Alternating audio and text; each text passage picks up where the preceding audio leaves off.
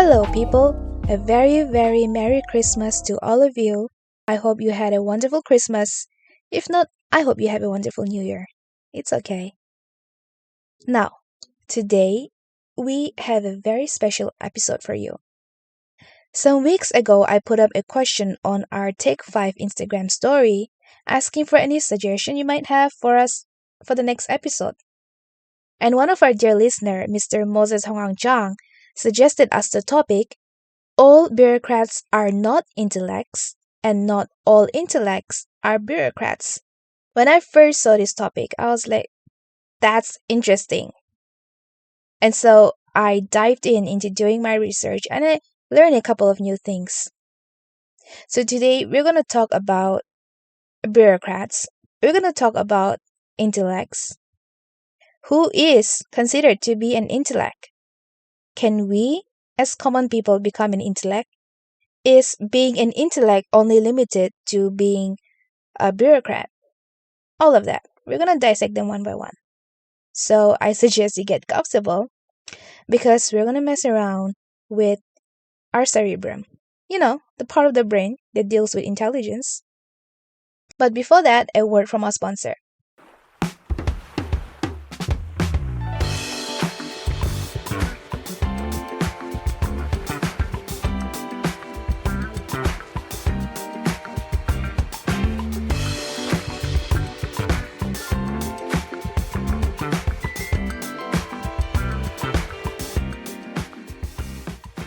Today's episode is sponsored by Glam Artist. Glam Artist is a professional hair and makeup service provider run by Asanti Chang. She provides her services for whether you're looking for a bridal, an engagement, fashion shoot, pageant makeup and hair, whatever it is that you want, she's the answer. And also, her services is not limited to any specific area or location and is available for travel. If you're looking for a makeup artist that's easy to communicate and understands the needs of her clients, she is definitely your answer. Find all her contact details and her social media handles in the description.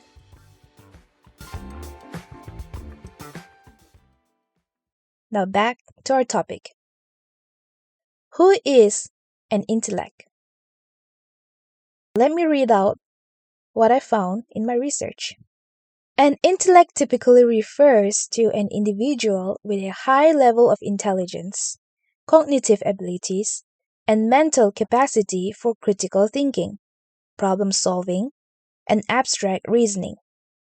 Intellectuals are often characterized by their capacity for deep thought, creativity, and a strong aptitude for acquiring and applying knowledge. Intellectuals can be found in various fields, including science, literature, philosophy, arts, academia, business, and more. They contribute to society by generating new ideas, innovations, and insights, and they may engage in activities that require analytical skills, creativity, and a profound understanding of complex concepts. It's important to note that intelligence and intellectual abilities manifest in diverse ways, and individuals may specialize in different areas based on their interests and expertise. Being an intellect is not limited to any specific profession or field. Rather, it's a broad term encompassing a range of cognitive strengths and capabilities. I think this para pretty much sums up what this topic is all about, the statement that we are trying to dissect. But anyway, let's get into the details. Now let's try to understand who is a bureaucrat. It's very simple. A bureaucrat is a government official who implements policy formulated by the government, that is the politicians. So the politicians, they bring up the ideas, and the bureaucrats, they implement those ideas. Now, to get into the position of a bureaucrat, if you want to become a bureaucrat, what you have to do, you have to pass civil service exams. Now, with this, we get into the statement, the first statement of our today's topic, that is, all bureaucrats are not intellects. So the question is, can we consider all bureaucrats to be an intellect, considering that they pass some of the toughest exam in the world, that is a civil service exam. I'm talking about the Indian civil service exam, for example, or even the state exam, whatever civil exams. So since they pass these tough exams, can they be considered an intellect? Now, I think the answer to that question is both yes and no. Yes, because to be in a bureaucratic position is to implement policies, schemes, and ideas that the government comes up with, like we said before. And in order to implement those ideas, the bureaucrats need to do research.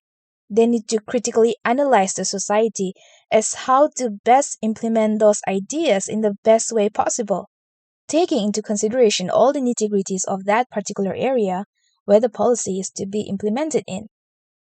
So they do require a certain set of critical thinking skills, research, and all the qualities that an intellectual possesses.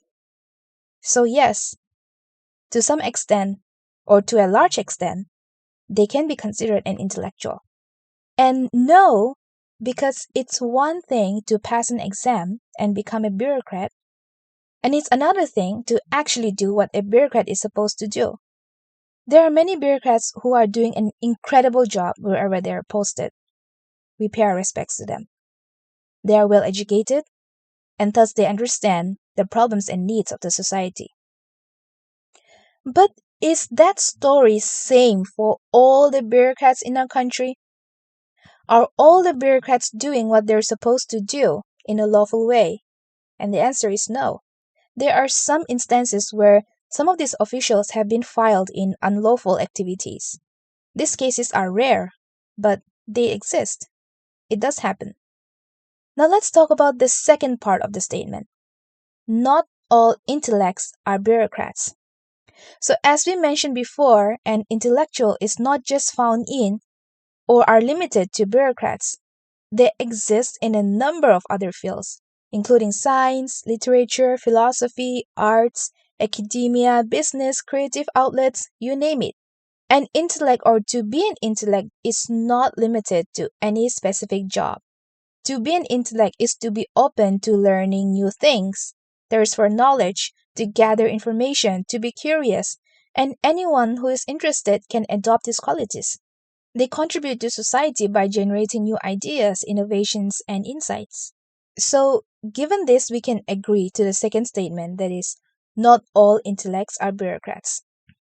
Intellects can be found anywhere, in any kind of job.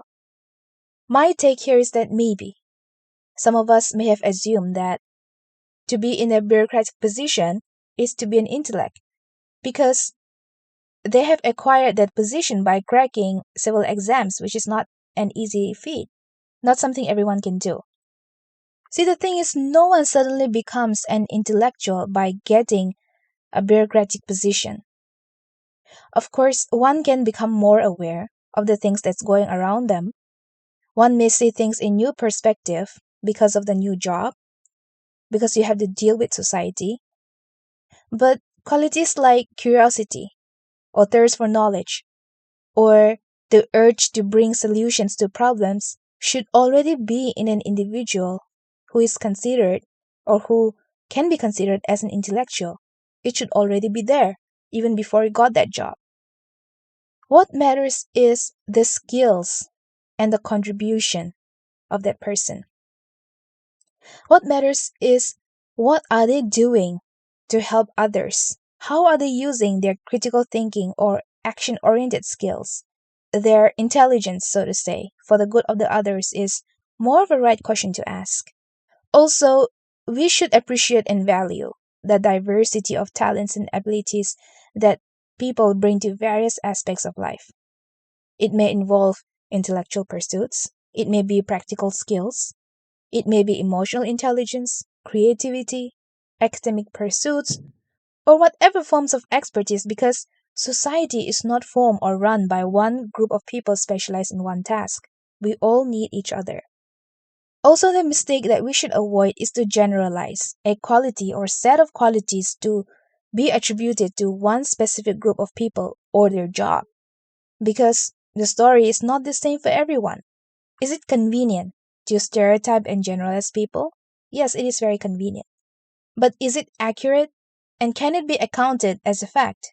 No. Though it could be inconvenient, yet I think it is better to see people as unique individuals, each endowed with different kind of qualities, skills, ideas, creativity, and problem-solving skills that may be nothing to do with what they do for a living. So, the answer to the question, can an average person be considered an intellectual? Average person, as in somebody who may not have high academic qualification, who may not be a professor, who may not be a bureaucrat, or any of those things. I think the simple answer is yes, provided you have a thirst for knowledge. You know things about things because you are curious. You have answers to certain things. You are specialized in certain areas. And most importantly, you provide solutions to problems in whatever field it may be, in whatever impact. It does not matter. Also, the number one, the most important trait of an intellectual is somebody who would listen to this podcast. I mean, come on, this podcast is dope AF. So if you're already here, then you are an intellectual. There you go. So keep doing what you do. Keep learning and keep growing, because an intellectual never stops. Learning is never ending. Knowledge is infinite. Whew. That's the end of this episode. It almost felt like a social commentary, and this is a little bit different from what we usually do, but I thoroughly enjoyed it. All thanks to Mr. Moses for suggesting us this topic. I enjoyed doing my research. I hope you enjoyed listening to it. We appreciate all of your feedback, your uplifting comments, shares, and likes. Thank you so much for that. Take 5 Podcast has had an incredible year. We have gained new listeners. Thanks to you guys. We hope to bring more interesting episodes next year, which will come in a few days. Until then, have a wonderful time with your family and friends and pets or whatever it is that you love. That's it for this year. See you in 2024. Take care. Bye-bye.